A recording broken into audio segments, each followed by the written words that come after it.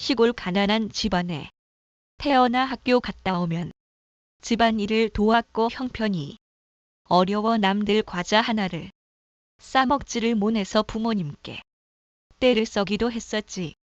삼남이녀 막내로 태어나 둘째 형으로부터 많이도 맞고 컸었고, 그렇게 가정 형편상 고졸로 마무리 졸업 후 바로 직장 생활. 그러다 군대 갔다 오고 그리고 다시 들어간 직장 섬유회사.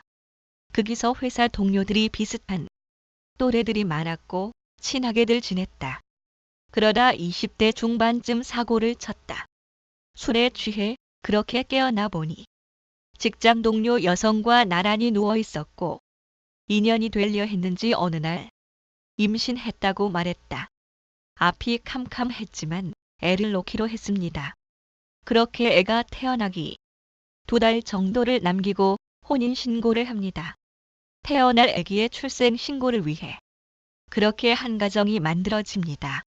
일갈 땐 할머니가 애를 돌봐주시고 맞벌이를 했습니다. 그리고 3년 후쯤 둘째 딸을 가집니다. 그리고 별 문제 없이 살아갑니다.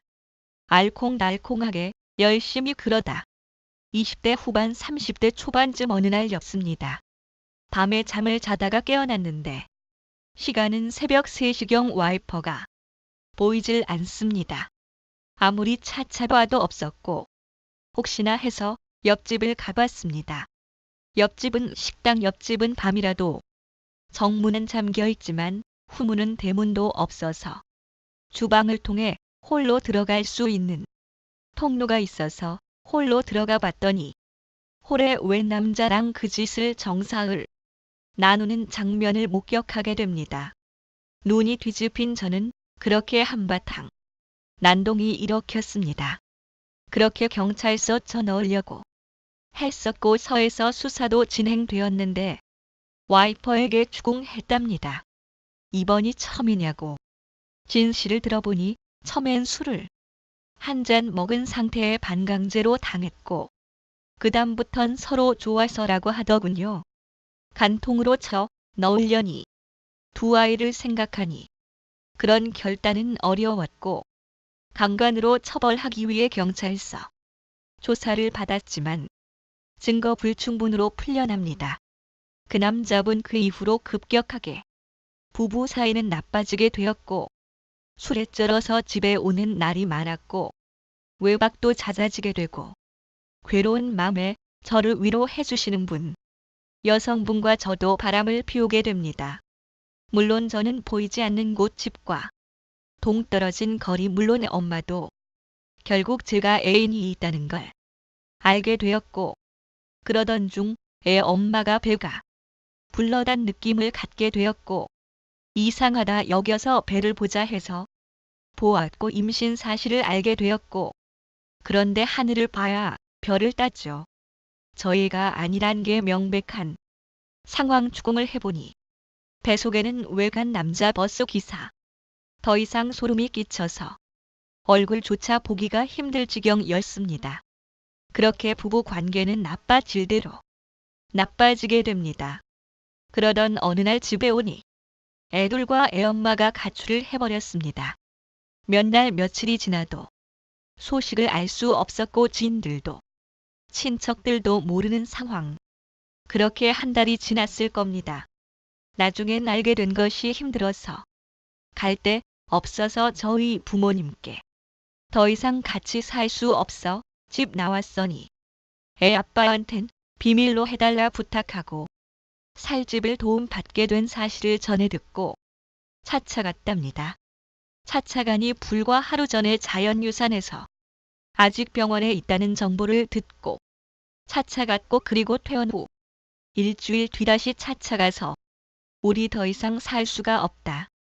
서로 인정을 했고 너나 나나 두 사람 모두의 잘못이라고 생각한다고 하지만 애들은 내가 데려가겠다고 애를 데리고 가려고 한바탕 소동이 벌어집니다. 애 엄마는 애만큼은 절대 포기할 수 없다는 필사적인 행동에 이릅니다. 바닥에 쓰러져서 거품을 물면서 데려가지 못하게 합니다.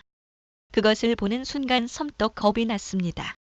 그래서 애들을 그대로 두고 그래 그럼 너가 키워라 하고 제가 사는 집으로 오게 되었고 그렇게 얼마 지나지 않아 이혼 신고를 하게 되었고 애 둘은 엄마 손에 키우게 됩니다.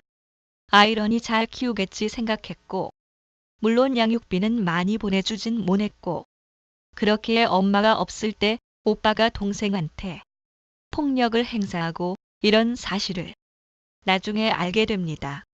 둘째 딸은 결국 시설에 맡겨졌고 그리고 좀 더 세월이 지나서 그만의 엄마가 당뇨로 사망하게 됩니다. 사망한 후 둘째 애가 정신과 치료를 받는다는 것을 알게 됩니다.